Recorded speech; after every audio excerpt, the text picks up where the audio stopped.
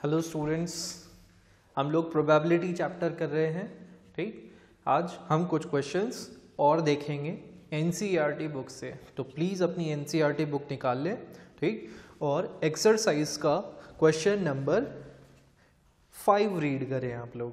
ठीक है, question number 5 क्या है? An organisation selected 2400 families at random and surveyed them to determine a relationship between income level and the number of vehicles in a family. The information gathered is listed in table given below. ठीक है, तो यहाँ पर आपको जो ये information है ये क्या है, इस क्वेश्चन में क्या दे रखा है? इस क्वेश्चन में दे रखा है कि 2400 फैमिलीज के ऊपर एक सर्वे किया गया है। ठीक, और उनकी इनकम लेवल यानी कि उनकी इनकम क्या है और उनके पास व्हीकल्स कितने हैं, इस बात का रिलेशन फाइंड करने के लिए उन्होंने सर्वे को किया है। ठीक, तो यहाँ पर इन्होंने पूरा जो डेटा उन्होंने कलेक्ट किया वो लिख दिया है ना। मैंने यहाँ पे टेबल ऑलरेडी बनाई हुई है, आपके क्वेश्चन में भी बुक में गिवन है, तो आप वहाँ से देखिएगा। ठीक, क्वेश्चन में इधर है आपका मंथली इनकम का कॉलम, यहाँ पर अलग अलग लेवल की इनकम्स हैं। ठीक, और यहाँ पे हर फैमिली के पास कितने व्हीकल्स हैं उसकी इंफॉर्मेशन है। 0 vehicles mean family is not having any vehicle. ठीक, 1 व्हीकल यानी कि एक ही गाड़ी है, 2 गाड़ी है, अबव 2 मतलब 2 से ज़्यादा गाड़ी है। ठीक है, नंबर ऑफ व्हीकल्स इतने हैं। ठीक, तो इस बात का ये आपका डेटा है। मैं थोड़ा समझा दूं, जैसे यहाँ पर लेस देन 7000 मतलब कि फैमिली की इनकम जो है वो 7000 से लेस है। ठीक, तो ऐसी फैमिलीज जिनके पास कोई भी व्हीकल नहीं है और सैलरी जो उनकी इनकम है वो 7000 से लेस है, तो ऐसी 10 फैमिलीज हैं। और ऐसी 160 फैमिलीज हैं जिनके पास सिर्फ एक ही व्हीकल है, और 25 फैमिलीज ऐसी हैं जिनके पास 2 व्हीकल है और सैलरी लेस देन 7000 है। ठीक, और 0 फैमिलीज मतलब कोई फैमिली ऐसी नहीं है जिसके पास 2 से ज़्यादा गाड़ी हो और सैलरी 7000 से लेस हो। ठीक, तो इस तरह से आपको पूरा डेटा आपका गिवन है। ठीक, क्वेश्चन में आपसे पूछा जा रहा है, आगे उन्होंने बोला है suppose a family is chosen find the probability that the family chosen is. ठीक, अब आपको यहाँ पे अलग अलग केसेस की प्रोबेबिलिटी फाइंड आउट करनी है। फर्स्ट हम बात करें तो फर्स्ट केस हमको गिवन है दैट अर्निंग रुपीज 10,000 to 13,000। ठीक, फर्स्ट पॉइंट आपको क्या दे रखा है कि अर्निंग जो हो वो कितनी हो, रुपीज 10,000 to 13,000 हो। ये तो मतलब उनका इनकम का लेवल हो पर मंथ का, और क्या है आगे, and owning exactly 2 vehicles and owning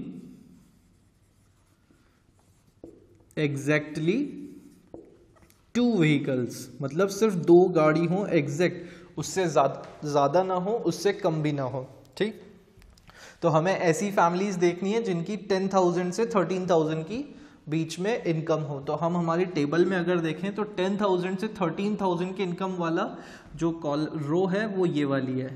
तो ये सारी फैमिलीज ये सभी फैमिलीज जो हैं वो 10,000 से 13,000 का इनका मंथली इनकम है। ठीक, और उन्होंने बोला एंड ओनिंग एग्जैक्टली 2 व्हीकल्स। ठीक, और उनके पास एग्जैक्टली 2 व्हीकल्स ही हों, ऐसी फैमिलीज हमें पता लगानी है। तो वो यहाँ पर आप देखो कि 2 व्हीकल्स वाली एग्जैक्टली 2 व्हीकल्स वाली तो यही है। तो यहाँ पर 29 फैमिलीज ऐसी हैं जिनके पास एग्जैक्टली 2 व्हीकल्स हैं और 10,000 से 13,000 की उनकी क्या है, मंथली इनकम है। ठीक, तो यहाँ पर प्रोबेबिलिटी क्या हो जाएगी? ठीक, हम इस इवेंट को E1 से डिनोट कर दें अगर, ठीक, E1 से डिनोट कर देते हैं, आप कोई और अल्फाबेट भी चूज कर सकते हैं। तो प्रोबेबिलिटी ऑफ इवेंट 1। ठीक, प्रोबेबिलिटी का फॉर्मूला क्या था, मैं नहीं लिख रहा हूं अभी प्रोबेबिलिटी का फॉर्मूला। प्रोबेबिलिटी का फॉर्मूला था number of trials in which event E occurred upon total number of trials. ठीक है, तो वो फॉर्मूला था, तो उसी के बेसिस पे हम यहाँ पर देखेंगे कि यहाँ पर क्या हो जाएगा भाई, कितनी फैमिलीज हैं जिनके पास 10,000 से 13,000 मंथली इनकम है और एग्जैक्टली 2 व्हीकल्स है। तो ऐसी फैमिलीज हमारी टोटल 29 है। ठीक, और टोटल फैमिलीज कितनी है, कितनी फैमिलीज के ऊपर सर्वे हुआ, क्वेश्चन में आपका गिवन है कि टोटल 2400 फैमिलीज के ऊपर सर्वे हुआ है। ठीक, तो आपकी प्रोबेबिलिटी क्या हो गई 29/2400। ठीक है, अगर ये सिंप्लीफाई होता है तो आप इसको सिंप्लीफाई करेंगे, है ना, लेकिन ये यहाँ पर तो हो नहीं पाएगा। ठीक है, चलिए आगे देखते हैं। सेकेंड पॉइंट में आपको बोला है अर्निंग ₹16,000 और मोर। ठीक, यहां पर क्या होगा, जो अर्निंग है वो कितनी है, अर्निंग इज ₹16,000 और मोर। ठीक, 16,000 और मोर मतलब हमारे दिमाग में ये वाली रो आएगी अब। ठीक, फिर आगे क्या उन्होंने बोला हमको, एंड ओनिंग एग्जैक्टली 1 व्हीकल, और उनके पास क्या है, सिर्फ एक ही व्हीकल है। एग्जैक्टली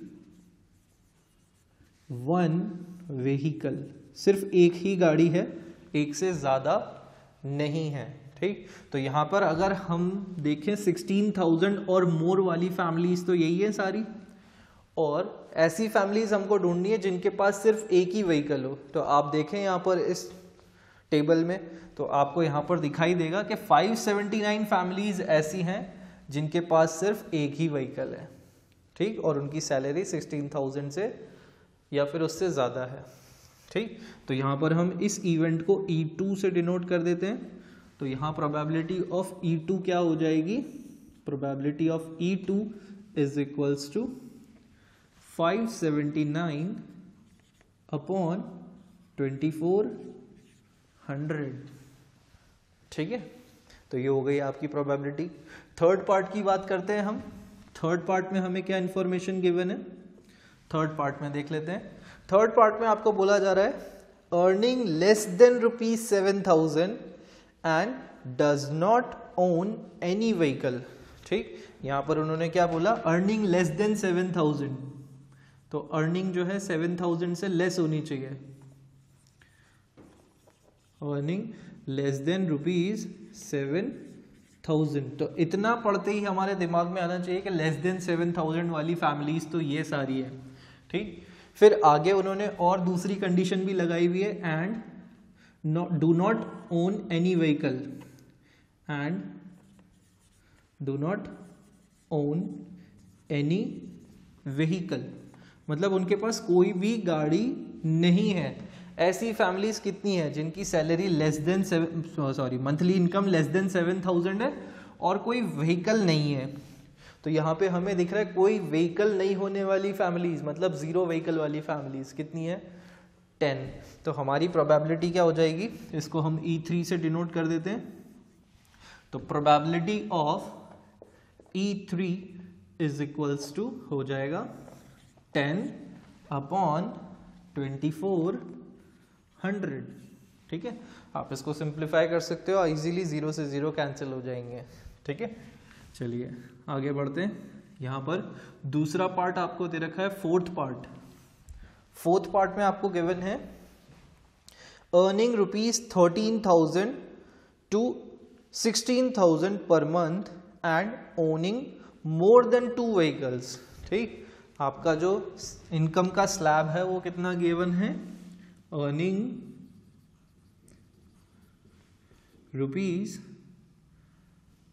₹13,000 to 16,000, इतनी तो अर्निंग हो रही हो, एंड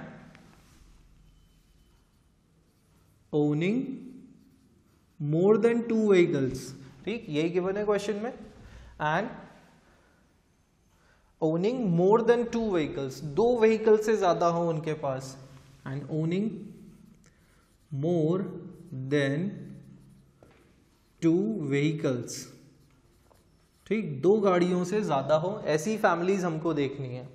ठीक, तो आप यहां पर देखो कि 13,000 से 16,000 अर्निंग वाली फैमिलीज तो ये सारी है, और ऐसी फैमिलीज जिनके पास 2 व्हीकल से ज्यादा हो तो वो आपको इस टेबल में दिखेगा, अबव 2 व्हीकल्स वाली फैमिलीज ये हो गई। ठीक, तो इसलिए यहां पर इसको हम E4 बोल देते हैं। तो प्रोबेबिलिटी ऑफ E4 क्या हो जाएगी हमारे पास, दैट इज 25 है, ये 25 फैमिलीज हैं, है ना, तो 25/2400 2400। ठीक, आप इसको सिंप्लीफाई कर लेंगे। चलिए नेक्स्ट पार्ट में देखें हम कि नेक्स्ट पार्ट में क्या गिवन है। Next part is saying owning not more than one vehicle. ठीक, क्वेश्चन में बोला है owning not more than one vehicle, यानी कि एक से ज्यादा गाड़ी नहीं होनी चाहिए फैमिली के पास। अब इन्होंने यहां पर इनकम का कोई क्राइटेरिया नहीं दिया है। ठीक, इनकम का कोई क्राइटेरिया नहीं दिया कि इनकम क्या होनी चाहिए, बस इतना सा बोला है कि एक से ज्यादा व्हीकल नहीं होने चाहिए। ठीक, तो एक से ज्यादा नहीं होने चाहिए मतलब एक से कम हो तो भी चलेगा। ठीक है, क्योंकि उन्होंने बोला है ना owning not more than one vehicle, एक से ज्यादा नहीं होने चाहिए, मतलब एक से कम हो तो भी यहां पर क्या होगा, वैलिड होगा, उसको कंसिडर किया जाएगा, है ना। तो हम यहाँ पर देखें कि ऐसी फैमिली, पहले तो हम वो देख लेते हैं जिनके पास एग्जैक्टली वन व्हीकल है। ठीक, तो एग्जैक्टली वन व्हीकल वाली ये सारी फैमिलीज हो जाएंगी। ये जो वन के नीचे वाला कॉलम है ये सभी हो जाएगा, क्योंकि मंथली इनकम का तो कोई क्राइटेरिया है ही नहीं देखने के लिए, सिर्फ ये देखना है कि एक व्हीकल कितने लोगों के पास है। तो एक व्हीकल वाले तो ये हो गए। ठीक, अब क्योंकि उन्होंने क्वेश्चन में बोला not more than one vehicle, तो नॉट मोर देन वन मतलब एक से ज्यादा नहीं होना चाहिए। एक हो तो चल जाएगा पर एक से ज्यादा नहीं होना चाहिए, तो इसलिए हमें ये तो काउंट करने ही होंगे, साथ ही साथ ये वाली फैमिलीज भी हमारी क्या होंगी, काउंट हो जाएंगी, एडअप हो जाएंगी। ठीक, तो हम इन सभी को ऐड कर लें तो नंबर ऑफ फैमिलीज कितनी हो जाएगी। यहाँ पर यहाँ मैं एक स्टेटमेंट एक्स्ट्रा लिखूंगा, number of families owning not more than one vehicle। ठीक, तो यहां पर आप देखें कि ऐसी कितनी फैमिलीज हो जाएंगी भाई, ये वन वाली तो सारी ऐड होंगी होंगी, वन व्हीकल वाली फैमिलीज, और ये जीरो व्हीकल वाली फैमिलीज भी क्या हो जाएंगी, ऐड हो जाएंगी। तो सभी को ऐड कर लेते हैं। ठीक, तो ये बन जाएगा 10 प्लस 0 प्लस 1 प्लस 2 प्लस 1। पहले मैंने ये सारे फैमिलीज को ऐड कर लिया, फिर उसके बाद अब इन सारी फैमिलीज को हम ऐड करेंगे। Plus 160 plus 305 plus 535 plus 469 plus 579। ठीक है, ये सारी फैमिलीज ऐड हो जाएंगी, 160, 305, 535, 469 और 579, और उधर जीरो व्हीकल्स वाली फैमिलीज भी ऐड हो गई यहाँ पर सारी, आप देख सकते हो। ठीक, तो आप जब इन सबको ऐड करोगे तो यहाँ पर टोटल हो जाएगा यहाँ पे आपका 2062। ठीक, टोटल आपका क्या बनेगा 2062। ठीक, यहाँ पे मैं लाइन ड्रॉ कर देता हूँ। ठीक है, तो प्रोबेबिलिटी क्या हो जाएगी, हम इसे इवेंट 5 बोल दें। ठीक, इससे पहले वाले को हमने E4 लिया है तो ये E5 हो जाएगा, तो इसकी प्रोबेबिलिटी क्या हो गई 2062 अपॉन 2400। ठीक, इसको आप सिंप्लीफाई कर लें, दोनों 2 से कैंसिल हो जाएंगे, है ना, तो आप इसको सिंप्लीफाई कर लेंगे और ये हो गई आपकी प्रोबेबिलिटी। ठीक है, इसको आप नोट डाउन करें, फिर आगे बढ़ते हैं।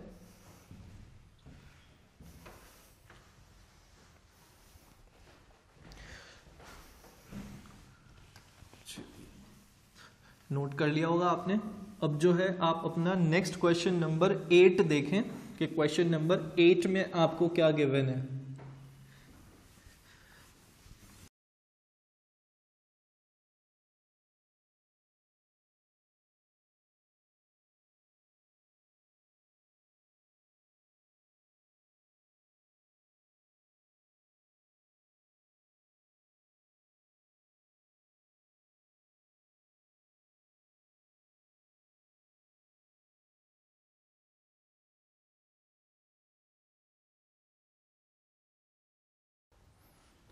ओके, नेक्स्ट जो है क्वेश्चन नंबर 8 है आपका। क्वेश्चन नंबर 8 में आपको क्या दे रखा है, refer to question 2 exercise 14.2 what is the empirical probability that an engineer lives.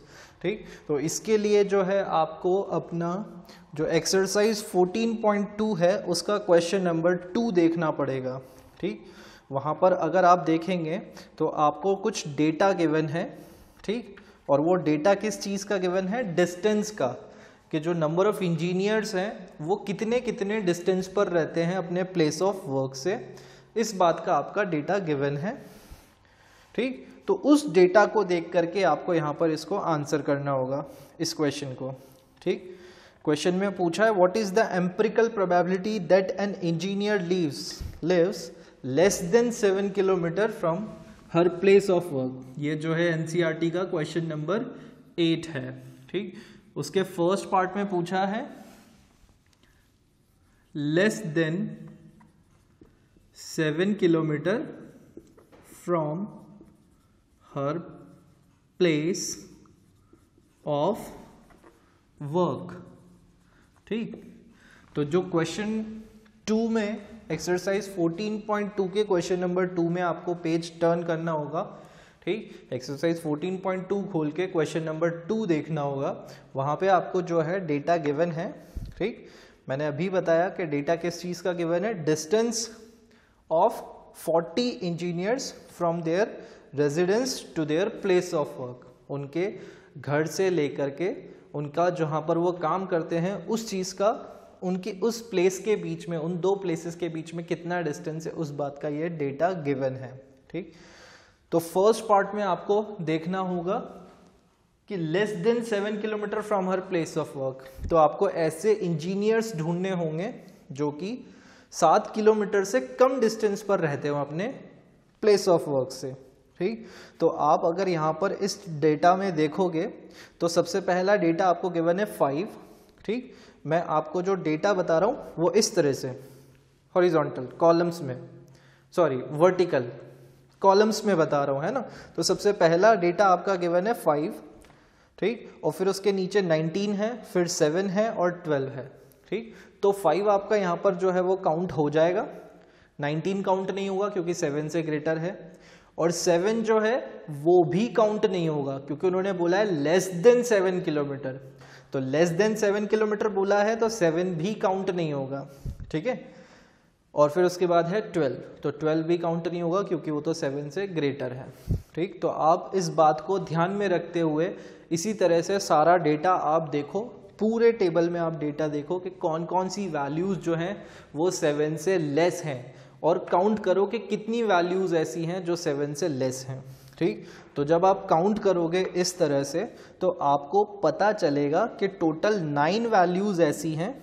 ठीक, जो कि यहाँ पर 7 से लेस हैं। ठीक, तो इसका मतलब 9 इंजीनियर्स जो हैं वो अपनी प्लेस ऑफ वर्क से लेस देन 7 किलोमीटर के डिस्टेंस पर रहते हैं।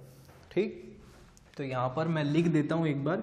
ठीक, क्वेश्चन में जो बोला गया है एम्पिरिकल प्रोबेबिलिटी, उसका मतलब वही है कि हमारी जो एक्सपेरिमेंटल प्रोबेबिलिटी है वही हमको फाइंड आउट करनी है। ठीक, तो मैं सबसे पहले यहाँ एक स्टेटमेंट लिख देता हूँ, number of engineers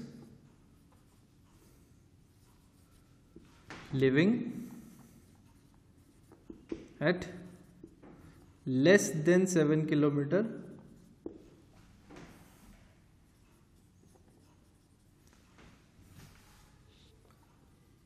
from their place of work। तो ऐसे कितने इंजीनियर्स हैं आप काउंट करोगे पूरे, है ना, तो आपको वही वैल्यू देखनी है जो 7 से लेस है। 7 है तो उसको भी आप काउंट नहीं करेंगे। ठीक, तो आप जब पूरी टेबल में देखेंगे, केयरफुली ऑब्जर्व करेंगे, काउंट करेंगे तो आपको 9 वैल्यूज ऐसी मिलेंगी जो 7 से लेस हैं। पूरे डेटा में आपको देखना है। ठीक, तो 9 इंजीनियर्स, इसका मतलब जो है वो अपनी प्लेस से लेस देन 7 किलोमीटर के डिस्टेंस पर रहते हैं। ठीक, तो यहाँ पर प्रोबेबिलिटी क्या हो जाएगी, प्रोबेबिलिटी लेस देन 7 किलोमीटर, मैं इस तरह से लिख रहा हूँ यहाँ पर। ठीक, तो वो हो जाएगी हमारी 9/40, क्योंकि टोटल इंजीनियर्स जो है क्वेश्चन में गिवन है 40 हैं और उसमें से 9 जो है वो 7 किलोमीटर से लेस के डिस्टेंस पर रहते हैं। ठीक। तो यहाँ प्रोबेबिलिटी हमारी बन जाएगी 9/40। ठीक। सेकेंड पार्ट में उन्होंने हमसे पूछा है मोर देन और इक्वल टू 7 किलोमीटर। ठीक। अब वो आपसे पूछ रहे हैं मोर देन और equal to 7 kilometre from there place of work, from her place of work. ठीक। 7 किलोमीटर से ज्यादा या फिर 7 किलोमीटर के बराबर। ठीक। उन्होंने ये लिखा है मोर देन और इक्वल टू 7 किलोमीटर। ठीक। तो अब ऐसे इंजीनियर्स आपको ढूंढने होंगे। ठीक। जो आपका डेटा है उसमें ऐसी वैल्यूज आपको देखनी होगी जो 7 से ग्रेटर हो या फिर 7 ही हो। ठीक। 7 होगा तो भी काउंट करेंगे, 7 से ग्रेटर है तो भी काउंट करेंगे। तो ऐसे नंबर ऑफ इंजीनियर्स कितने हो जाएंगे? Number of engineers living at more than और equal to 7 kilometre from there place of work is equals to कितना हो जाएगा भाई? यहां पर आप देखो टोटल इंजीनियर्स 40 हैं, क्वेश्चन में गिवन है कि टोटल इंजीनियर्स जो है 40 है और 7 किलोमीटर से लेस वाले इंजीनियर्स कितने हैं? 9। तो मोर देन और इक्वल टू 7 किलोमीटर वाले कितने हो जाएंगे? आई होप आप सोच पा रहे होंगे खुद ही कि 7 किलोमीटर से लेस डिस्टेंस पे रहने वाले 9 इंजीनियर्स हैं, तो फिर मोर देन और इक्वल टू 7 किलोमीटर वाले कितने हो जाएंगे, है ना।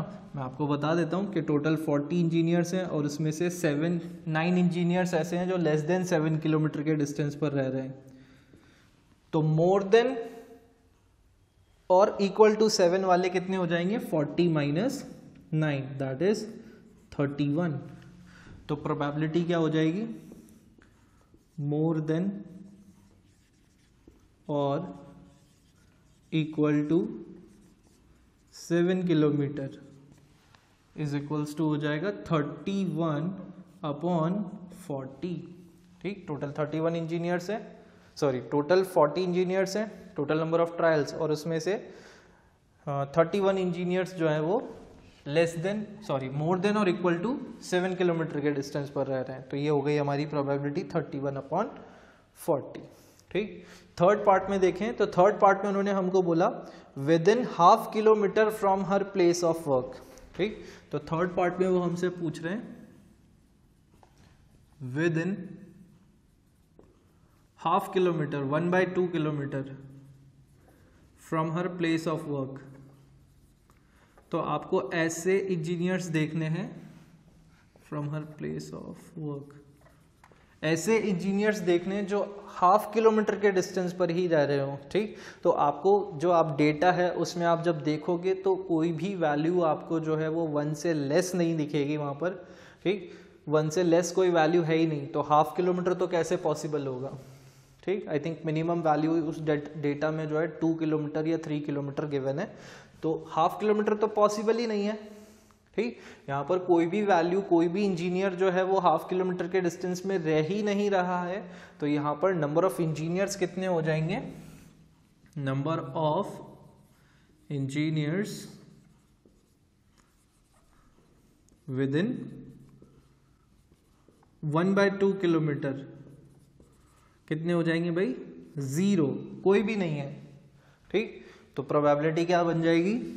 Probability within 1/2 kilometre is equals to 0/40 which is equals to 0 only. तो ये हो गई हमारी प्रोबेबिलिटी 0। 0 प्रोबेबिलिटी होती है तो हम उसे क्या बोलते हैं? Impossible event. ठीक है, नोट डाउन कर लें इसको।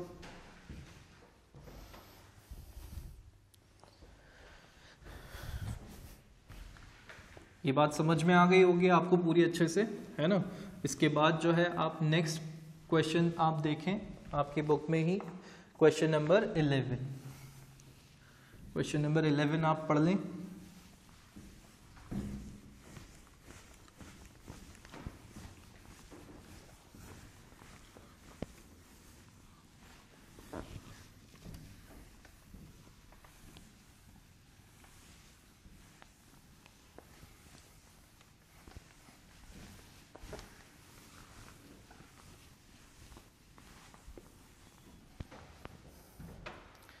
क्वेश्चन नंबर 11 में आपको गिवन है 11 bags of wheat flour each marked 5 kg actually contain the following weights of flour।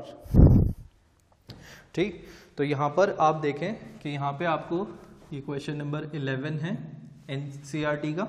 ठीक, आपको कुछ डेटा गिवन है 4.97। ठीक, पहले हम डेटा लिख लेते हैं, फिर उसके बाद है 5.05, 5.08, 5.03, 5.00,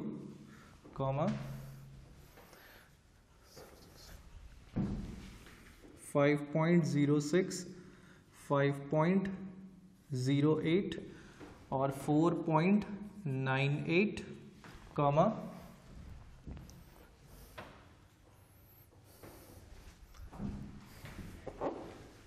5.04, 5.07 और 5.00। ये आपका जो है वो क्या है, पूरा आपको डेटा गिवन है। ठीक है, तो ये जो डेटा गिवन है वो किस चीज़ का डेटा गिवन है?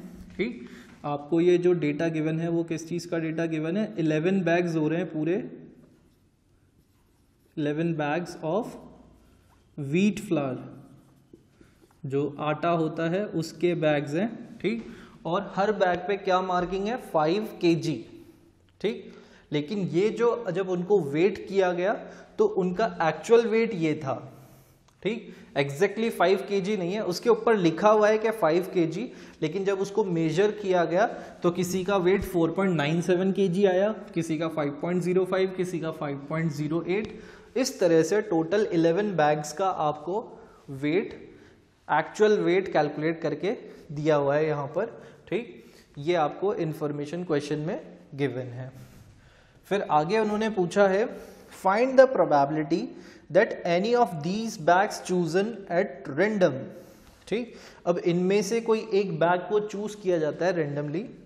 ठीक, find the probability that any of these bags chosen at random contains more than 5 kg of flower. ठीक, तो उन्होंने आपसे पूछा कि अगर इसमें से कोई एक बैग चूज किया जाए तो इस बात की प्रोबेबिलिटी बताओ कि उसमें 5 kg से ज़्यादा क्या हो, व्हीट फ्लावर हो। ठीक, तो यहाँ पे अगर हम देखें मोर देन 5 kg वाले कितने बैग्स हैं वो मैं अंडरलाइन कर देता हूँ उनको ताकि काउंट हो जाएंगे। एक बैग ये है, एक ये है, मोर देन 5 kg। ठीक, ये काउंट होगा क्या? नहीं, ये काउंट नहीं होगा क्योंकि ये एग्जैक्टली 5 kg है। क्वेश्चन में बोला है मोर देन 5 kg। ठीक, तो मोर देन 5 kg ये हो जाएगा, ये हो जाएगा, ये नहीं होगा क्योंकि लेस देन है, ये हो जाएगा, ये हो जाएगा और ये नहीं होगा। ठीक, तो यहाँ अगर हम देखेंगे टोटल कितने बैग्स हो गए 1 2 3 4 5 6 7, तो टोटल 7 बैग्स हो गए ऐसे जिसमें क्या है, वेट मोर देन 5 kg है। तो यहाँ हम लिख लें number of bags weigh more than 5 kg। ठीक, तो वो कितने हो गए हमारे पास 7, ये हमने अंडरलाइन भी किया हुआ है। ठीक, सबका वेट 5 kg से ज़्यादा है। ठीक, तो प्रोबेबिलिटी क्या हो जाएगी, टोटल नंबर ऑफ बैग्स 11 है, तो प्रोबेबिलिटी क्या हो जाएगी, probability of more than 5 kg, more than 5 kg की प्रोबेबिलिटी क्या हो जाएगी यहाँ पर 7/11। ठीक, तो ये हो गई हमारी प्रोबेबिलिटी। ठीक है, नोट कर लें इसको।